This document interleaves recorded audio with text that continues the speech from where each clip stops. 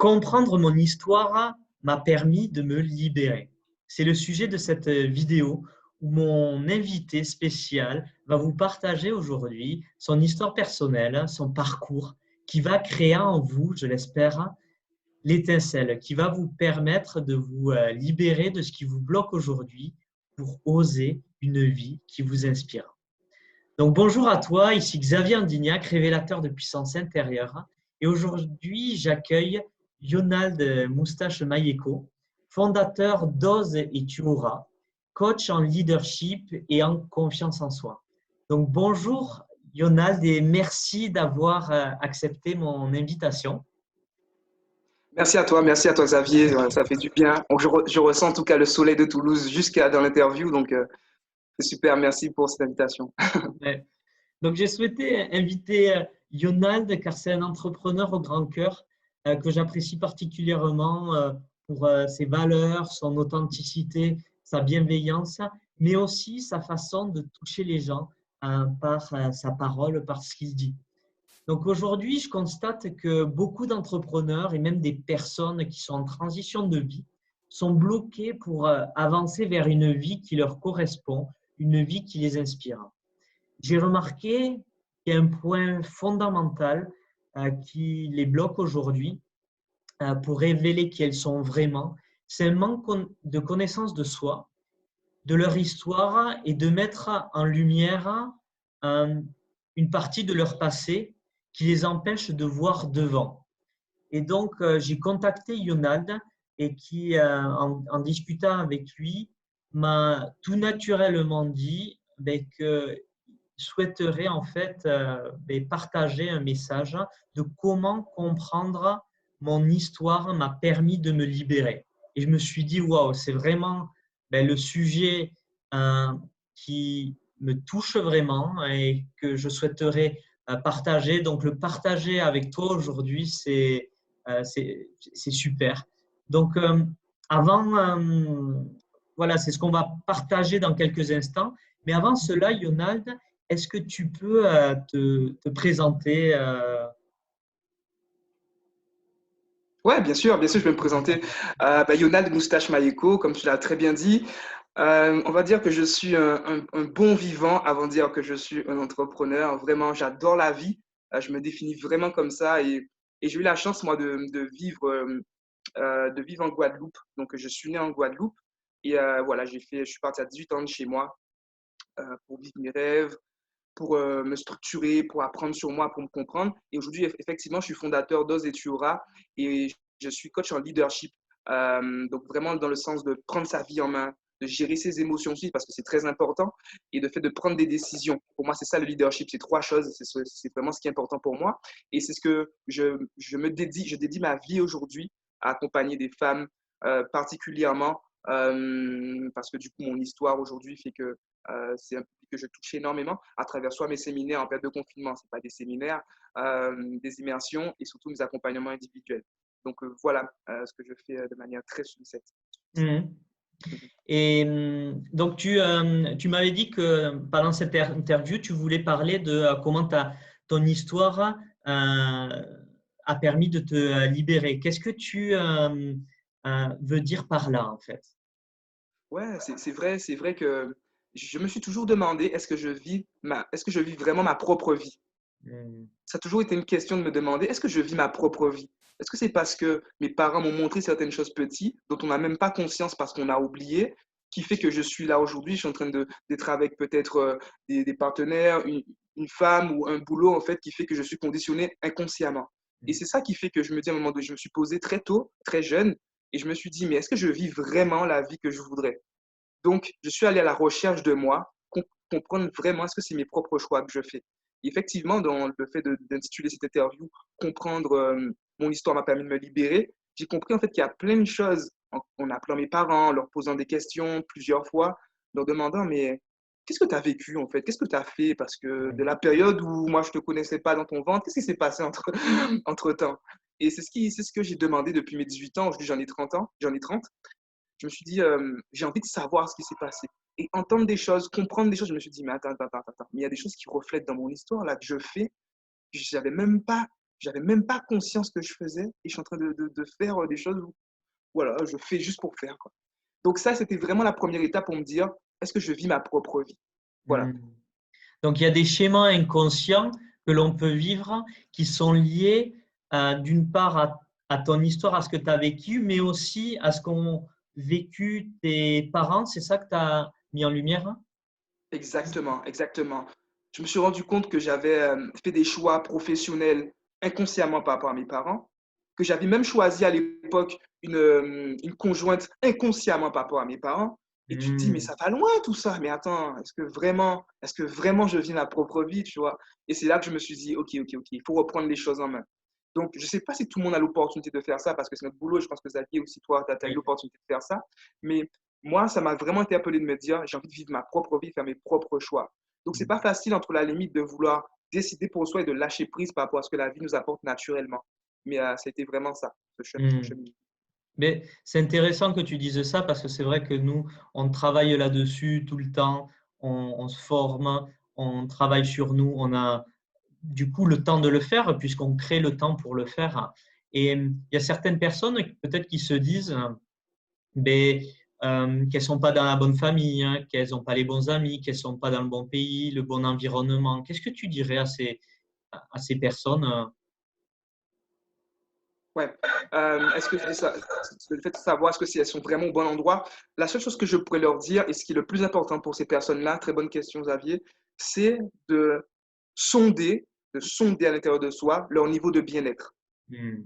Si quand tu es avec quelqu'un, tu te sens pas très bien, tu sens qu'il y a quelque chose qui te fait, tu sens qu'il y a quelque chose qui cloche, mais tu sais pas quoi forcément.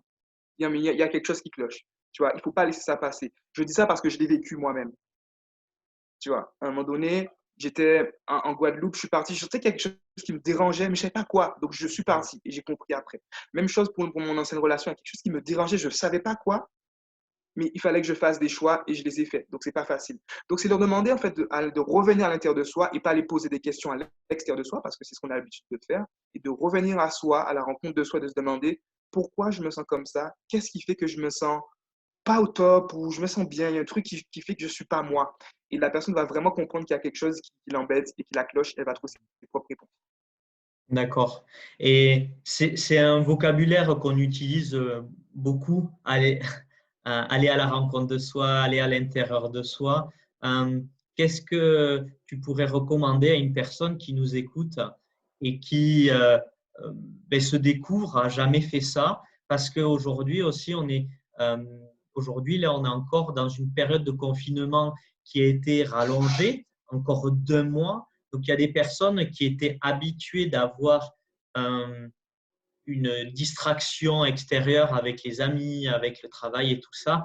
Maintenant, elles sont confrontées à elles-mêmes et certains énormément parce qu'elles sont peut-être très, très seules. Donc, moi, je me rappelle quand j'étais très, très seul, c'était vivre une situation comme celle d'aujourd'hui eh bien, aurait été particulière et difficile pour moi. Mais qu'est-ce que tu pourrais recommander à ces personnes de faire de façon simple? Très bonne question. Tu as soulevé la question de la distraction et le fait effectivement de sortir souvent et d'être toujours à l'extérieur. Effectivement, la période de confinement aujourd'hui nous permet aujourd'hui de nous recentrer et de ressentir des choses qu'on n'a pas l'occasion de ressentir. Donc, ce que je leur recommanderais, c'est de ne pas fuir ce qu'elles ressentent à l'intérieur de soi. Parce qu'il y a quelque chose qui se passe lorsqu'on est en activité, c'est ce qu'on appelle l'hyperactivité. On veut combler en fait des émotions négatives par le fait de se bouger tout le temps et croire que parce qu'on est partout, ben, en fait, on est actif et qu'on réussit notre vie. C'est complètement faux. Donc, la période de confinement va te permettre de te poser, de dire putain, il y a quelque chose en fait, qui, à l'intérieur de moi, me sent pas bien. Je te fais une petite conviction, un petit aveu, voilà, parce qu'on est en pleine interview live. Je suis quelqu'un qui travaille énormément sur moi, tous les jours. Depuis la période de confinement, donc on va dire là, ça fait peut-être, je ne sais pas combien de temps, ça fait un mois, je suis allé, j'ai ressenti des choses que je n'avais jamais ressenties. J'ai touché un état de vulnérabilité que je n'avais jamais touché auparavant, parce que j'ai dû me poser et dire, OK, là, ça va pas. Et ce qui fait peur aux gens, pour répondre à ta question, c'est de dire, là, ça va pas. Parce qu'on n'a pas envie de dire, là, ça va pas. On a envie de dire, tout va bien, moi, je vais bien. Tu Donc, de prendre ce temps, de prendre une minute, de se dire là, ça ne va pas. Et de prendre chaque domaine de vie. De se dire, OK, de 0 à 10, où j'en suis au niveau de ma santé. Tu vois, si les gens n'ont pas l'habitude de faire ce travail-là, est-ce que je me sens bien au niveau de mon poids? Même chose pour le côté finance, même chose pour le côté privé. Et à un moment donné, quand tu vois que tu as 2 au niveau santé, tu dis, ben, il y a un souci. Tu vois, donc qu'est-ce que je dois régler? Est-ce que c'est mon alimentation? Est-ce que c'est mon sommeil? Est-ce que c'est mon énergie? Bref, il y a quelque chose à bouger. Donc, Donc, ce serait vraiment. ouais, de mettre en conscience ce que tu es en train de dire sur les différents domaines de vie, euh, comment elles se sentent pour mettre de la clarté, où c'est qu'elles sont bien, où c'est qu'elles ont de l'amélioration à faire déjà. C'est ça, c'est ça. C'est comme faire un état des lieux quand tu vas visiter ton appartement et tu dis voilà ce qui va pas. Tu vois, et ça, on le fait très bien pour quand tu vas visiter un appartement. Tu veux rentrer dans un appartement. Là, sauf que tu vas rentrer à l'intérieur de toi et tu vas voir, tu vas dire oh, là, ça cloche. Ou là, c'est quoi ça? Ah, là, c'est pas mal. Tu vois, et là, du coup, tu fais Ouais. un état de lieu, un Mm. diagnostic. On va lister, si tu veux bien, les différents domaines de vie pour que tu me compléteras, pour que les personnes qui nous suivent se disent vraiment, ben, voilà, je vais faire un truc. Donc, moi, ce que j'ai en tête, il y a le perso, donc comment moi je me sens.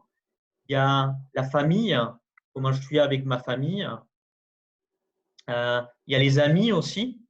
Donc, même dans cette période de confinement, ça peut être intéressant de savoir est-ce que ben, j'ai assez d'amis pour les appeler, tout ça. Il y a le côté professionnel. Côté professionnel, il y a même si en fait on ne travaille pas, on est au chômage, on peut se poser des questions aussi sur le fait de euh, est-ce que je vais continuer à la suite de ce confinement, ce travail? Est-ce que c'est le bon endroit où je suis? C'est la période aussi pour se faire une réflexion. Donc, il y a le côté travail, se poser cette question de mesure que tu disais. Euh, il y a la spiritualité, le côté, voilà, avoir de la gratitude pour ce qui m'arrive dans ma vie. Est-ce que il y a je suis connecté à une mission qui est plus grande que moi, auquel ben, je suis en train d'avancer pas à pas chaque jour. Est-ce que j'ai ce sentiment voilà, euh, d'appartenir à quelque chose qui est plus grand que moi? J'en ai 5, il y en a 2 autres, il me semble. En plus, est-ce que Ouais. T'as dit le couple aussi, c'était privé le pour toi? couple? Ouais, le Ouais, couple. ouais, le couple. Et forcément, après, il y a tout ce qui est peut-être on peut attacher au fun, loisir, Un le fait de, loisir et santé. voilà, fun, loisir, santé. Ouais, voilà. Donc, déjà, vous pouvez faire un aperçu de tout ça, même en forme, certains le font en forme de camembert Yes. avec différentes parties. Je vais éternuer. Hop là, t'es Dans le souhaité. coup de hop. Donc, voilà, ça permet d'ab, Dab. de, de- On va appeler l'interview Dab. de mettre en lumière déjà cela. Ok, c'est super intéressant. Merci, Yonald, pour ça.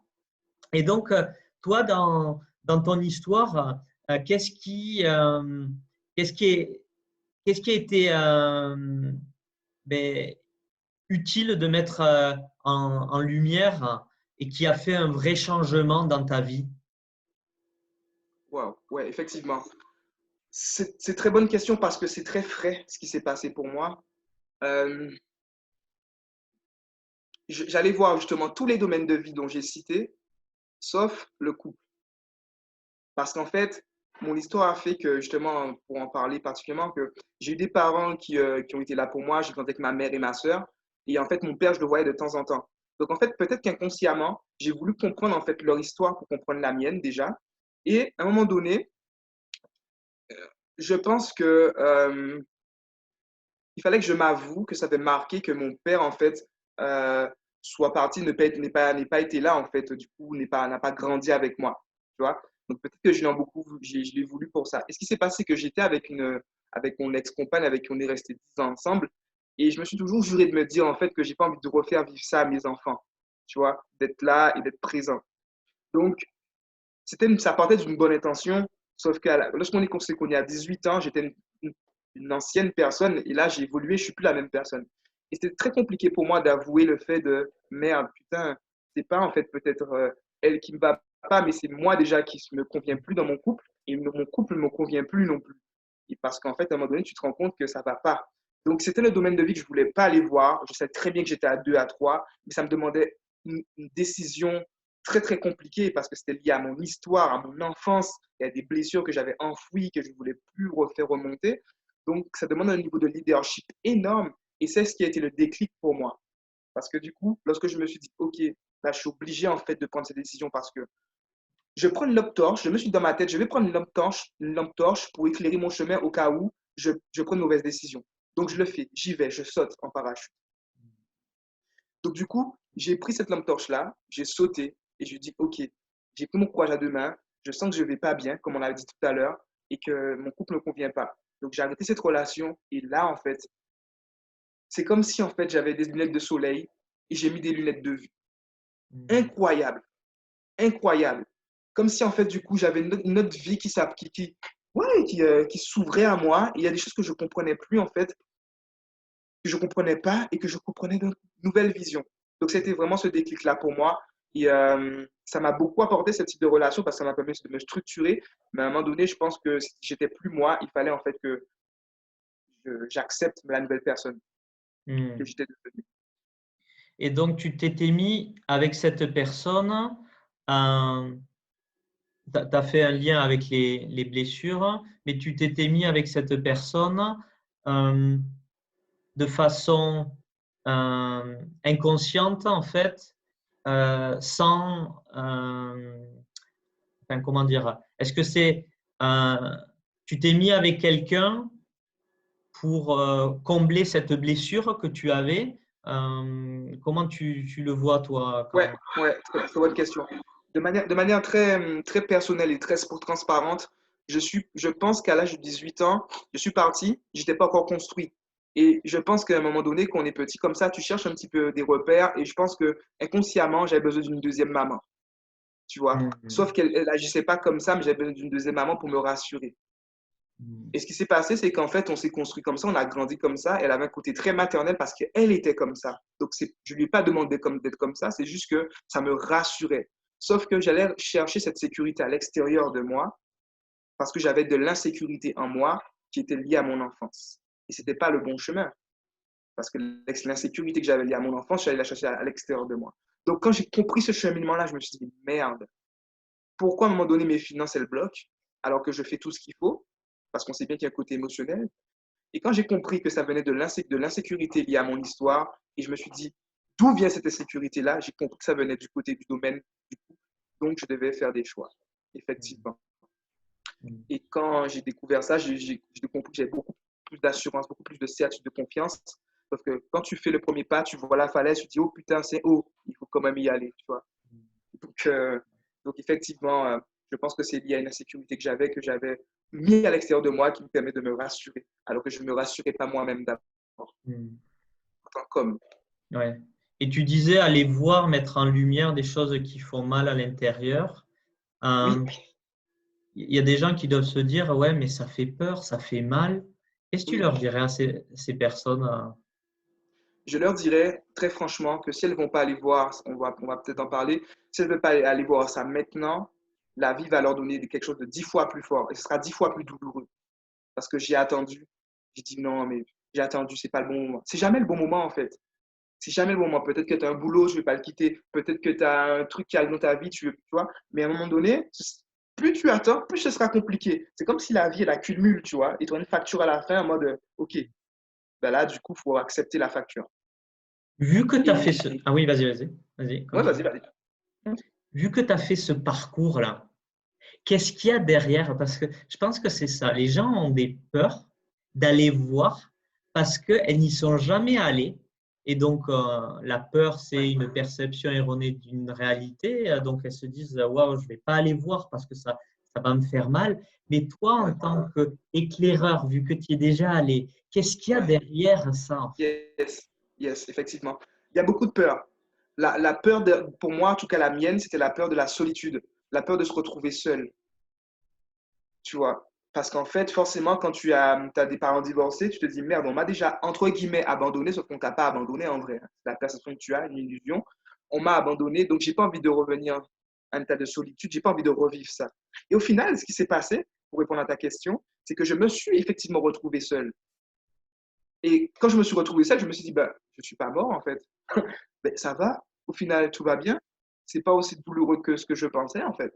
Donc, tu vas prendre ce temps-là pour te reconstruire, pour comprendre qui tu es, et tout va bien en fait. Sauf que ton cerveau te montre que putain, c'est la mort si tu te retrouves seul et tu vas pas y arriver en fait. Ça craint et comment tu vas faire.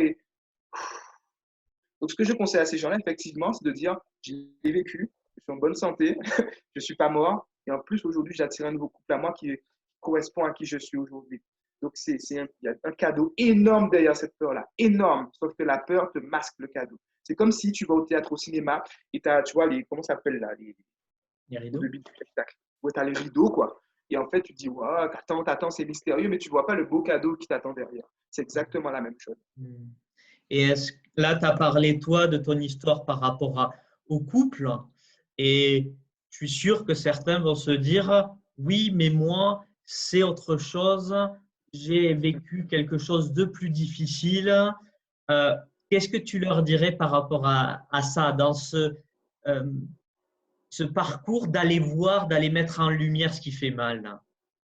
Ouais, mais je leur dirais, c'est OK avec ça. C'est OK d'être à ton histoire. Sauf qu'il y a Hmm. toujours quelqu'un qui a vécu quelque chose de plus difficile que toi. Et Hmm. ça renvoie à avoir de l'humilité. Parce que quand tu te dis ça, c'est que c'est ton ego qui parle, à te dire, oui, j'ai vécu quelque chose de plus difficile, on s'en fout. C'est ton histoire. Donc, si tu compares déjà, c'est déjà t'es dans l'ego, en fait. Ouais. Donc, accepte ton histoire et dis-toi, en fait, que je suis né avec ça et ça n'a pas changé. Très concrètement, moi, je m'appelle Lionel Moustache. Petit, tu vois, j'ai pas été beaucoup moqué, mais j'étais un peu moqué quand même, tu vois. Et je me suis dit, qu'est-ce que j'en fais de ça? Est-ce que toute ma vie, je vais dire, ah, j'ai honte de m'appeler Lionel Moustache? Ou je me dis, ben, c'est comme ça va pas me quitter. Faut bien que je vive avec ça, tu vois. Je vais pas avoir peur. Donc, du coup, j'ai accepté mon histoire et je peux me dire, ah, c'est difficile, c'est plus difficile que d'autres personnes. Non, c'est la tienne. Si tu es venu sous cette vie, tu es né avec ça, avec cette histoire-là, avec ces blessures-là, c'est que tu dois la surmonter. C'est que tu es déjà beaucoup plus fort que ça, sauf que tu ne le sais pas encore. Et si on t'a donné une histoire qui est compliquée, des blessures difficiles et une histoire difficile, c'est que tu es très, très puissant. C'est que tu es très, très puissant. Parce qu'il y a ombre et lumière.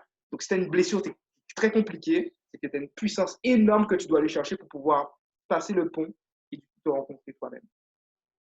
C'est énorme là ce que tu dis. Et là, je pense que si vous écoutez là, réécoutez ce que vient de dire Yonald, parce que en mettant en lumière et revenir sur un passé, une blessure qui a été très douloureuse, derrière, il y a une énorme puissance euh, qui se cache en vous. Et donc, moi, j'accompagne beaucoup des personnes qui sont hypersensibles et qui ont vécu des différentes blessures. Et certaines ont vécu beaucoup de blessures dans leur chemin de vie.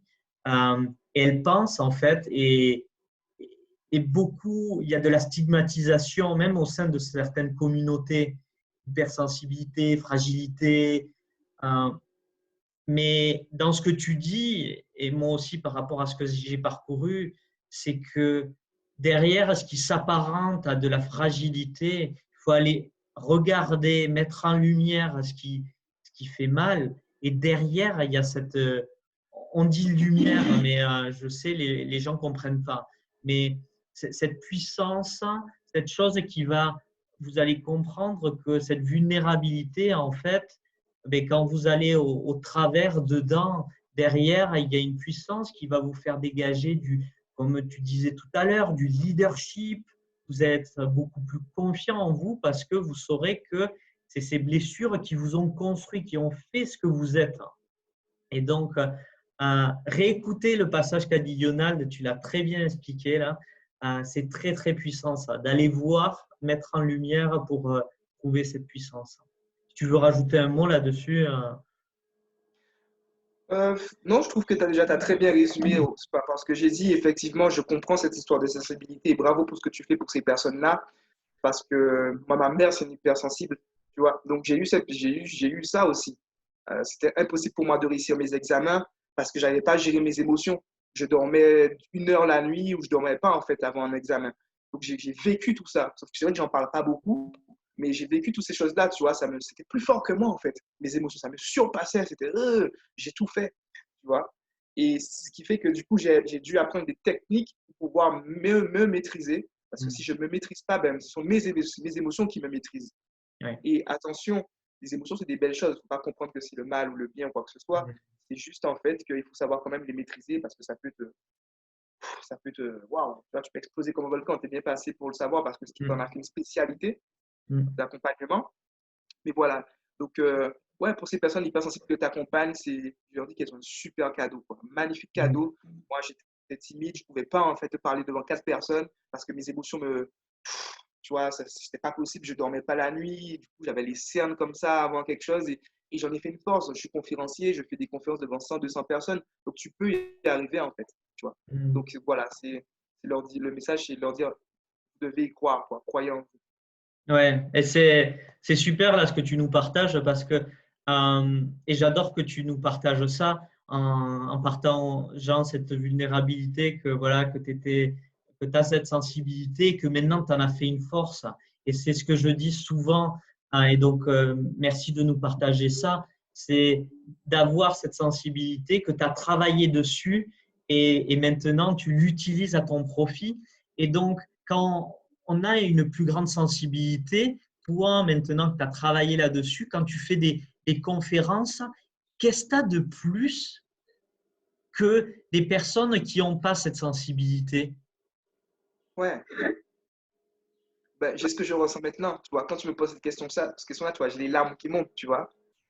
Parce que du coup, ça me touche et ça me. Les émotions, c'est ce qui va te permettre de réussir ta vie, Mm. tu vois. Parce que quand tu es triste, tu comprends qu'est-ce qui est triste et qu'est-ce qui te touche. Sauf qu'il y a des gens qui ne sont pas connectés eux-mêmes. Quand tu es heureux, tu comprends ce qui te rend heureux, donc tu continues à faire ce qu'il faut.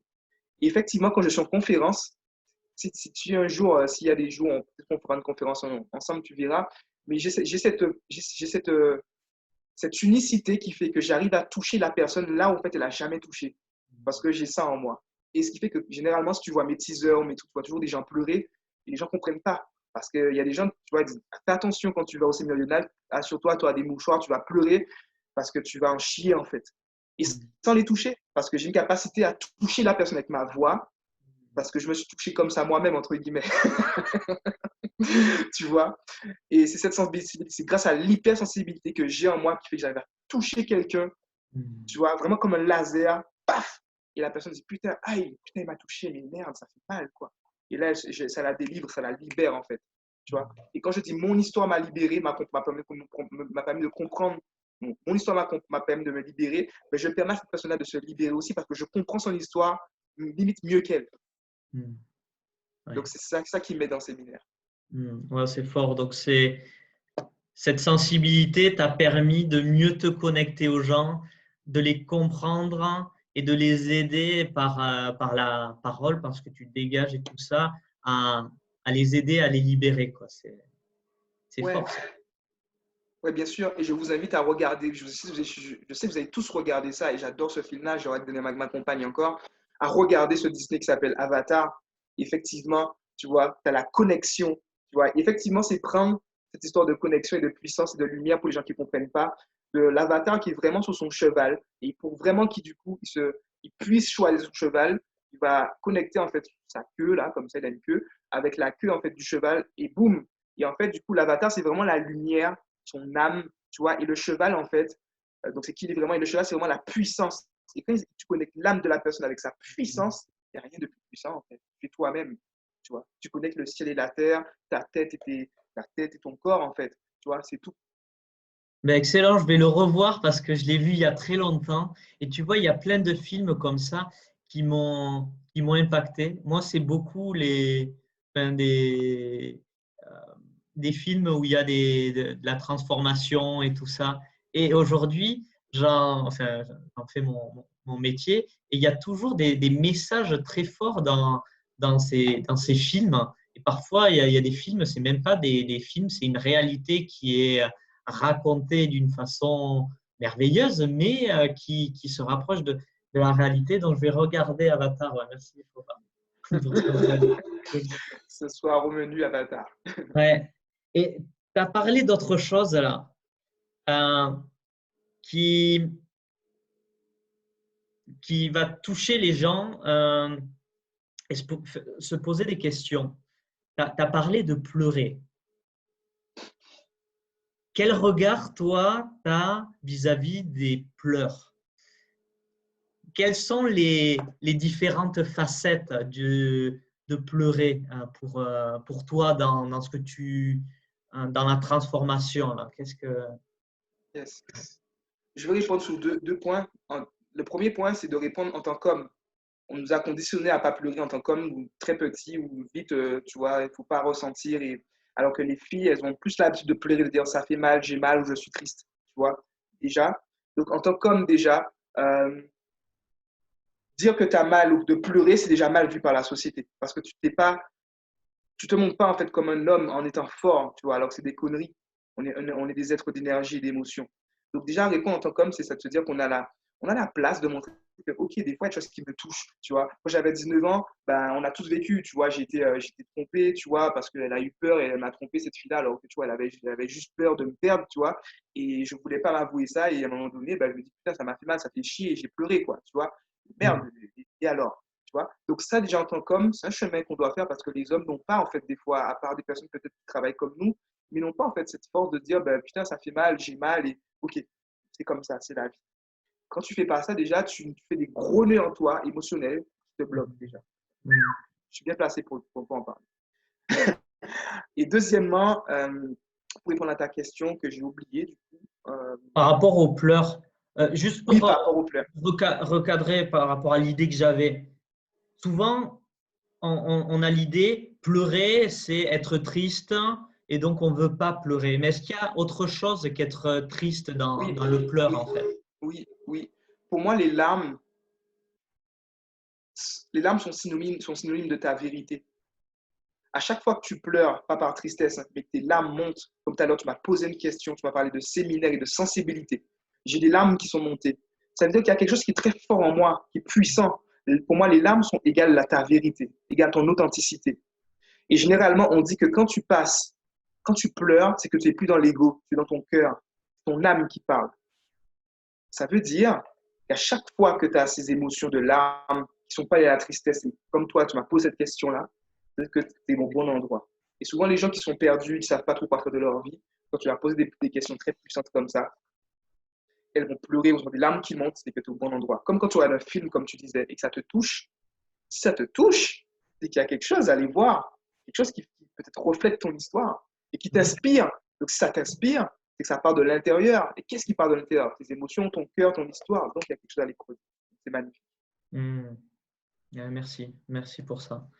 Euh, Est-ce qu'il y a des croyances que tu avais dans le passé qui te limitaient? Alors, quand je parle de croyances, pour les gens qui nous écoutent, ce sont des pensées qui sont limitantes, dans les histoires qu'on se raconte intérieurement qui nous limitent. Donc, je la fais la question en un. Est-ce qu'il y avait des croyances limitantes et quelles croyances limitantes tu as laissées pour faire place à des croyances plus énergisantes, dynamisantes pour devenir la personne que tu es aujourd'hui? Yes.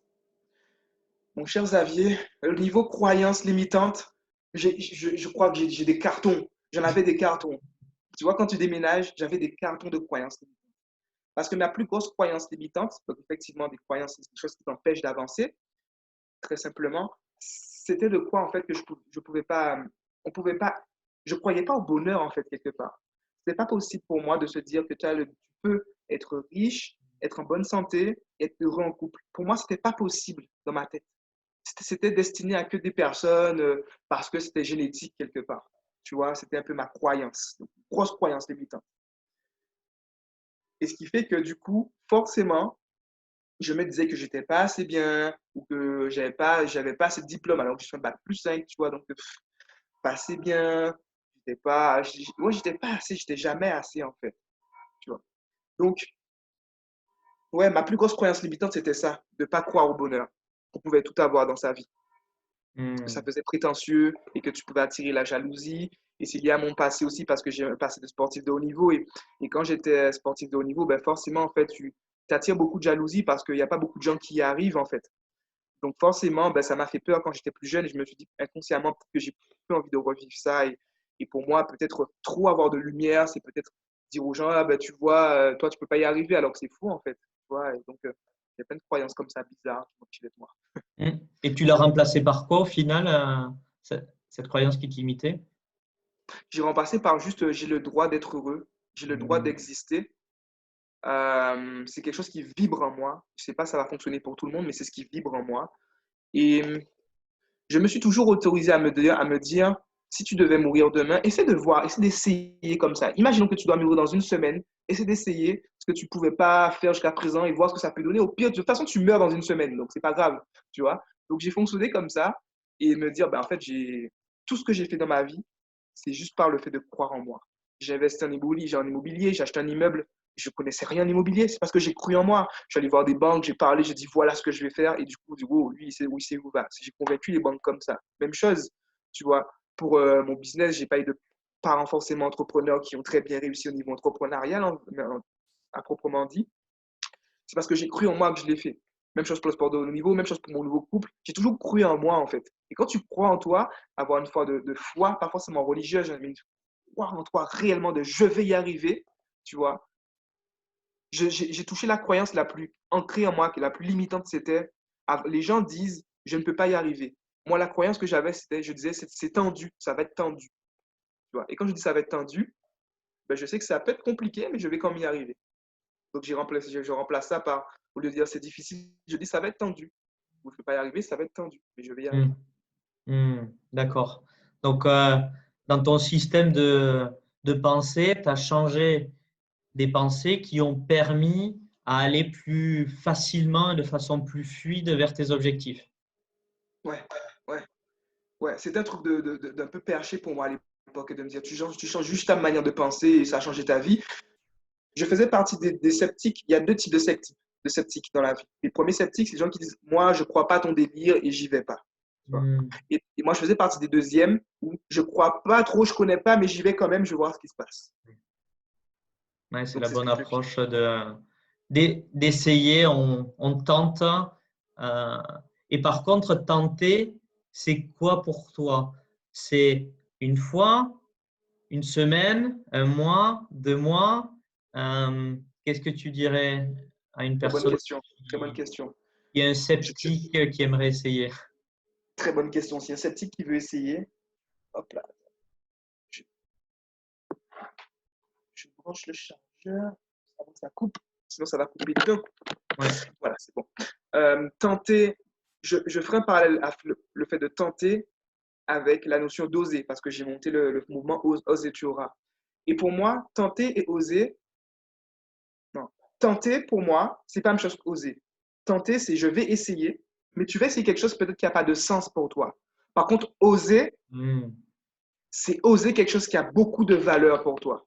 Moi, le couple, ça a beaucoup de valeur pour moi lié à mon histoire. Donc, j'ai osé, en fait, me mettre dans un couple qui m'inspire. Alors que si j'avais tenté de me mettre avec une fille, je tente, mais c'est pas grave si je réussis pas. Moi, c'est comme ça que je vois les choses. Mais oser quelque chose qui a de la valeur pour moi, c'est tenter. Oser, c'est égal tenter plus relier quelque chose à qui a du sens pour toi égale oser. Voilà. Hmm. Voilà. Tenter Oh, plus sens de sa vie égale oser. Donc, il faut oser. Et oser, c'est être toi-même et oser ce qui est important pour toi. d'accord, ouais. Et là, tu mets un autre truc en évidence, c'est les mots qu'on utilise. Là, on était sur les pensées, les mots qu'on utilise ont un impact sur notre état interne, sur beaucoup de choses et même sur les autres. Et, ouais, merci. Merci, Yonald, pour mettre en avant ça aussi. Euh, je voulais te poser une autre question sur ouais, quel est comment tu vois, toi, l'échec? Hmm. J'adore l'échec. Je sais pas comment t'expliquer ça. Je pense que c'est une croyance qui vient de ma mère et peut-être de mon père aussi, mais j'ai plus Ouais. grandi avec ma mère, donc je peux dire que ça vient d'elle.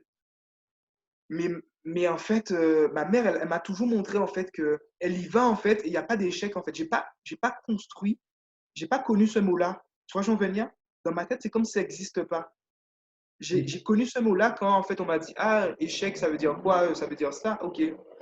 Tu vois, je sais même pas expliquer ce que c'est l'échec Hmm. parce que je vois ma vie comme je fais des choses qui ont du sens pour moi. Hmm. Et en fait, si ça marche pas, ben, peut-être que ça n'a pas marché, pas un facteur externe parce que c'était pas bon pour moi ou c'était pas le bon moment. Mais je vois pas d'échec dans la vie. Hmm. Et c'est vrai que pour moi, c'est plus difficile d'expliquer ça aux gens parce que c'est naturel pour moi. Hmm. Donc la notion d'échec, quand même, pour répondre à ta question, sans reprendre celle de Mandela, euh, qui dit voilà, soit tu apprends, soit tu réussis, hein, tu vois. Euh, je vais l'égaler en disant tout ce dont tu as peur est bon pour toi. J'adore dire ça. Donc en fait, quand tu vas vers quelque chose que tu as peur, ça veut dire en fait que tu te rapproches de toi. Parce qu'en fait, tu en as peur. Si t'as pas peur, ben c'est trop facile. Et c'est ce que les gens aiment, tu vois. Je reste chez moi, je bouffe mon popcorn et mes M&M's devant Avatar, tu vois. Sinon, c'est trop facile. Donc, en fait, échouer, c'est aller voir en fait l'inconnu. Et comme les gens ont peur de l'inconnu, ils ont peur de ce qu'ils ne connaissent pas, ça vient du cerveau encore, donc ils ont peur d'échouer.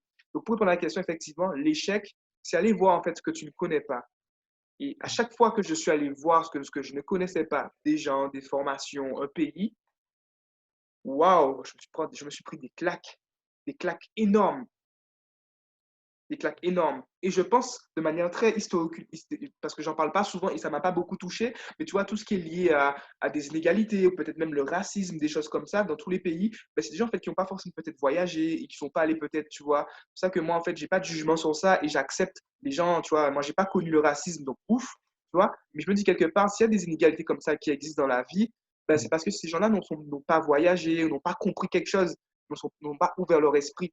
Et parce qu'en Oui. fait, ils ont peur de l'inconnu. Et comme tu as peur de l'inconnu, ben, tu te dis, il va me renvoyer quelque chose que je ne connais pas, donc j'ai peur. Et... Oui. Et elles sont restées avec des personnes qui ont leur façon de penser.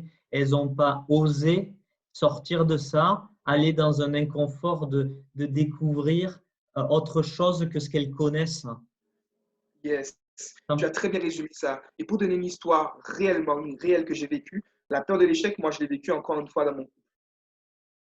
La compagne avec qui je suis aujourd'hui est le portrait idéal de la femme avec qui j'ai toujours voulu être.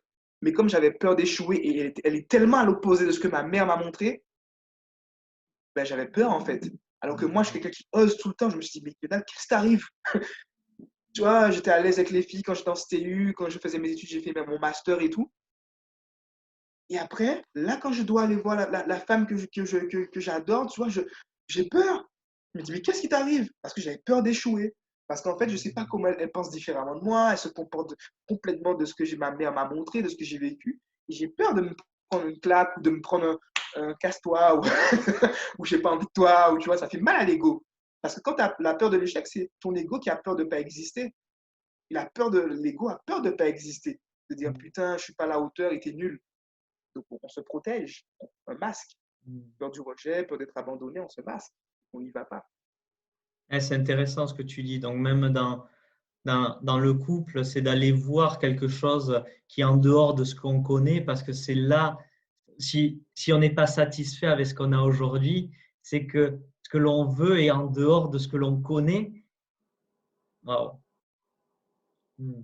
C'est, tu sais, on parle tout le temps de ça dans notre métier, de sortir de la zone de confort. Nanana, nanana. C'est beau, c'est théorique. Mais le faire en vrai, Ouais. moi, c'est le plus beau cadeau que je pourrais donner aux gens. Allez voir ce que vous ne connaissez pas. Ça va vous demander du courage. On dit souvent pour faire de l'argent, il ne faut pas de l'argent pour faire de l'argent, il faut du courage pour faire de l'argent. Mais pour être heureux, c'est la même chose. Que ce soit en couple ou dans ta santé, dans tout, faut du putain de courage, on va le dire. Il faut être courageux. Parce qu'aller voir la femme qui te plaît ou l'homme qui te plaît, ça demande du courage. Le courage d'être rejeté. Sauf que peut-être que tu ne seras même pas rejeté, peut-être qu'elle a la même envie que toi. Mais comment aller voir si ces personnes-là veulent être avec toi? Il faut sortir de ce que tu ne veux plus. Mm. Ça, et là, ça demande de l'authenticité. Mm. Ouais. Merci pour ce partage, ouais, vraiment.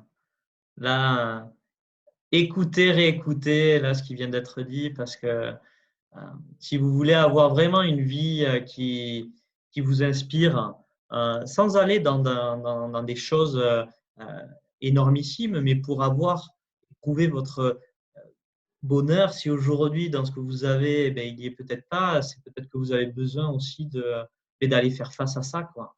Et donc de faire face à des émotions qui ne sont pas forcément dans l'instant plaisantes. Et par rapport à ce que Lionel vous a partagé, c'est que derrière ça, en fait, il y a peut-être le plus beau cadeau que vous allez vous offrir dans votre vie. C'est beau. Moi, je n'ai pas honte aujourd'hui de le dire. Je suis vraiment heureux, tu vois. Je suis vraiment heureux parce que je n'ai pas connu ça petit. Donc, je m'en fous de ce que les gens veulent dire, si c'est prétentieux, c'est arrogant, tu vois. Mais je n'ai pas vécu ça plus jeune. Autant de bonheur, tu vois. Donc, je le vis maintenant, je savoure. Tu vois, c'est magnifique. Et je me dis que tout être humain peut le faire. Sauf que les gens ne le font pas parce qu'ils ont peur. Mm. Parce que quand tu vas faire ça, ta famille va te juger, ce sera mal vu et c'est pas bien vu, bien fait. Et tu as peur en fait de faire souffrir l'autre. Et ça, ce qui est compliqué aussi, la culpabilité. Parce que dire à quelqu'un, je ne veux plus être avec toi, ou quitter un boulot qui ne te convient plus, tu vas en fait, parce que tu tiens à des gens. Mais quand tu tiens à des gens, tu as peur de leur faire du mal. Et souvent, en fait, on peut quitter, des fois, l'amour suffit plus. Sauf que quand tu quittes une personne, tu vas dire, putain, peut-être que je vais lui faire du mal, elle ne va pas rebondir, et que c'est à cause de moi. Et du coup, il y a beaucoup de culpabilité associée à tout ça. Et franchement, c'est ça qui a été le plus, entre guillemets, compliqué, de te dire, ben, ok, je suis pas, il faut que je retire ma casquette ou mon chapeau de sauveur là. C'est pas moi qui vais sauver sa vie en fait. Je dois d'abord me sauver moi. Et si je me sauve moi, je serai heureux. Et en me sauvant moi, ben, elle a des chances d'être heureuse ou d'être heureux. Tu vois. Et c'est ça en fait, la culpabilité qui empêche les gens en fait d'avancer. Mm. Ça me parle beaucoup ce que tu dis, ouais, ouais, exactement. Ouais. Mm. C'est très fort ce que tu dis là. Ouais, ça, je t'avoue, je l'ai pas lu, je l'ai vraiment vécu.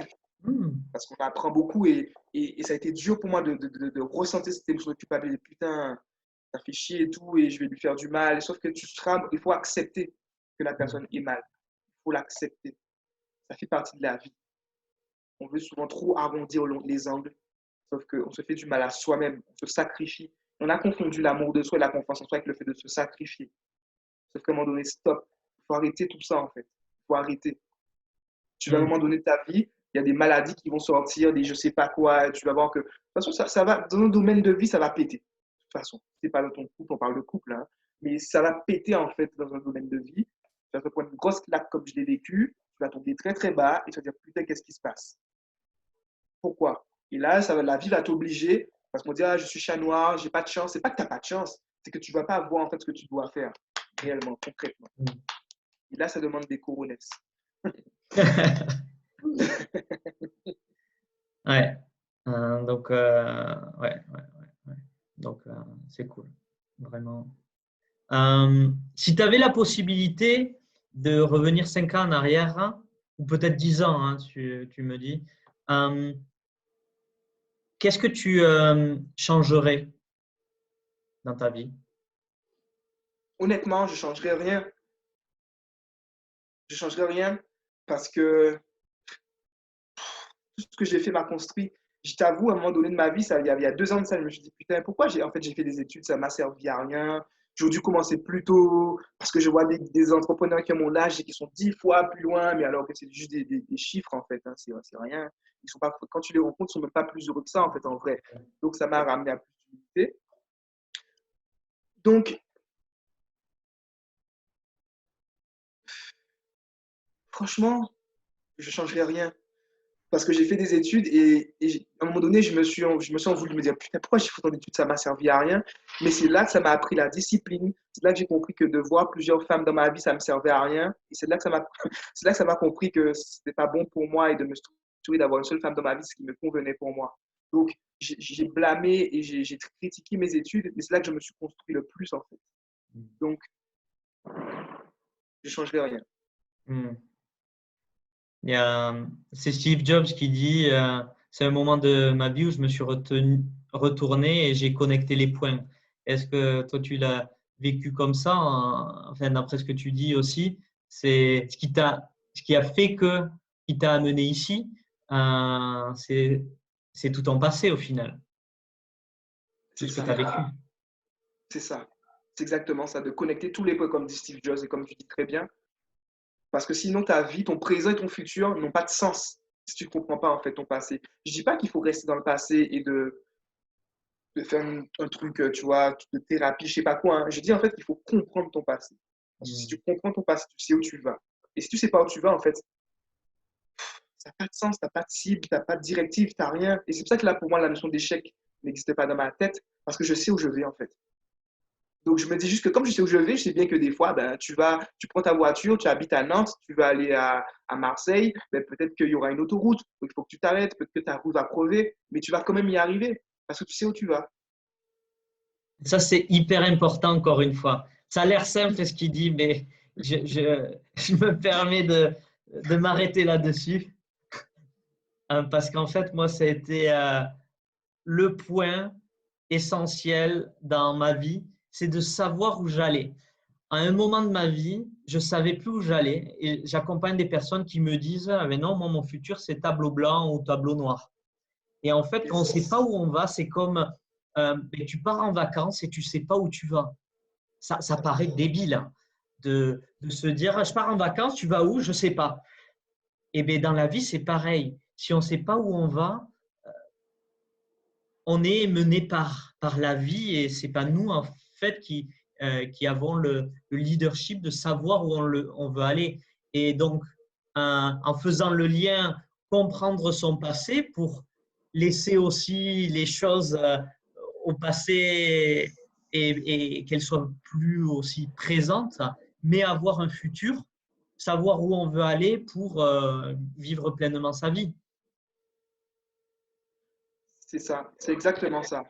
Effectivement, parce que effectivement, si tu sais pas où tu vas, c'est les gens qui vont prendre des décisions pour toi. Et ça, c'est horrible. Parce que quand tu sais pas où tu vas, c'est les gens qui vont décider. On va te proposer des trucs, des jobs, on va te proposer des opportunités, mais tu vas dire oui à tout, alors qu'il y a des choses qui ne te conviennent pas, parce que tu sais Mm, pas où tu vas. mm, ouais. Donc tu te perds en fait. Tu dis en fait, je pars de Nantes, je voulais aller à Paris, mais en fait, tu te retrouves à Montpellier alors que tu voulais aller à Paris, tu vois. Mhm. Tu sais pas où tu vas. Ouais, c'est essentiel, ça. C'est vraiment le truc, faire de la clarté sur son passé, savoir où on va. Euh, wow, là, ça a l'air rien, mais c'est puissant. C'est très puissant.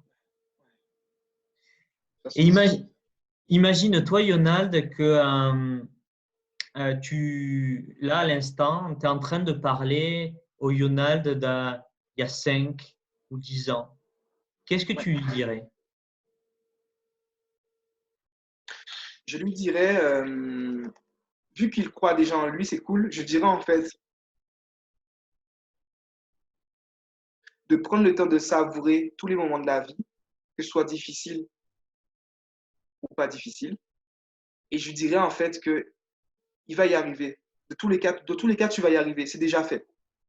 Maintenant, savoure la vie. Ça, on ne me l'a pas appris dans les séminaires, dans le développement personnel. On me l'a appris quand j'étais en Master 2, où ça m'a choqué. Un Master 2, pour valider ton Master 2, on te dit en fait que tu dois écrire en mémoire. En mémoire, voilà. Tu dois écrire en mémoire. Et on te dit en fait, je suis arrivé, on arrive dans la promo, on arrive la première semaine, la directrice de la promo te dit, vous avez déjà votre Master 2, maintenant travaillez. Quoi? Comment ça?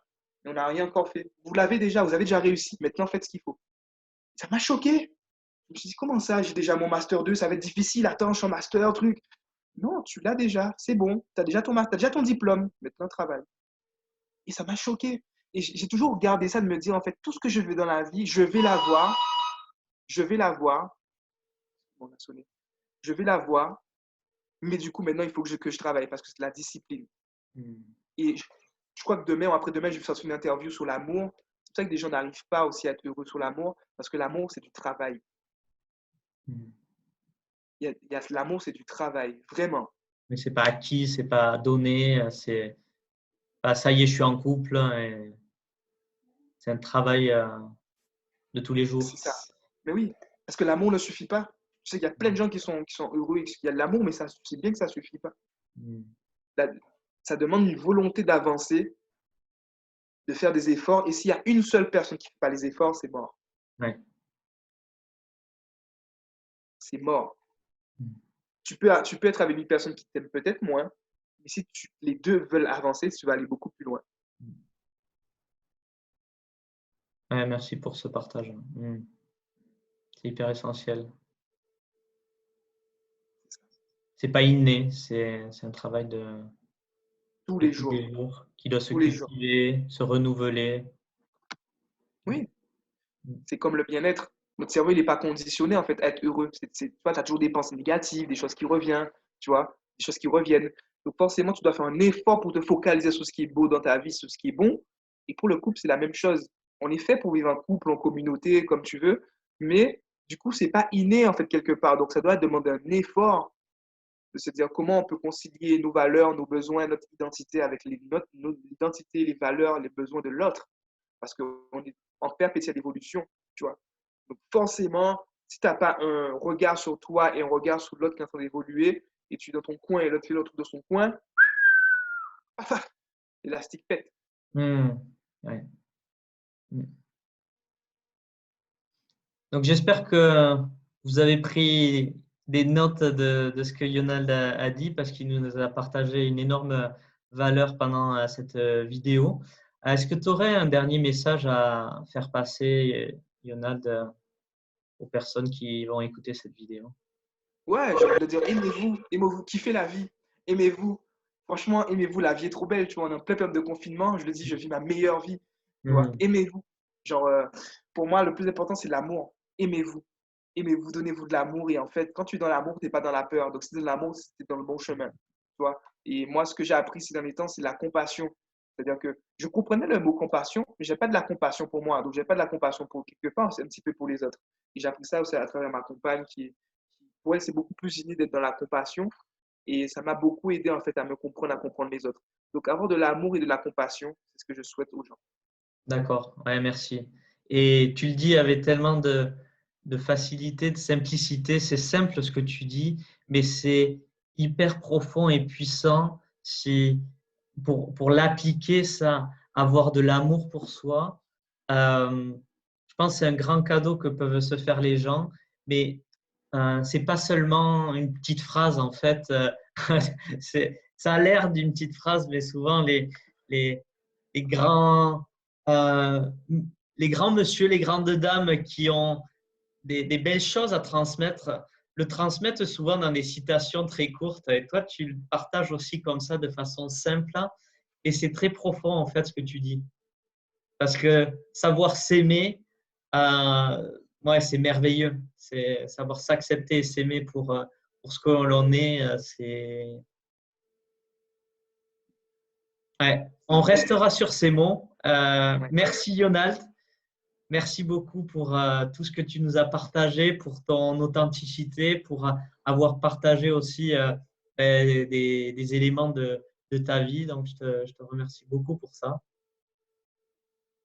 Merci beaucoup. Ouais, c'était un pur plaisir. On a super échangé et j'ai hâte de revoir tout ça et de pouvoir partager avec les autres personnes. Merci beaucoup pour cette super interview et bravo pour tout ce que tu fais encore, Xavier. Merci beaucoup. Mais merci à toi et je vous souhaite à vous aussi une excellente journée et je vous dis à très bientôt. Au revoir.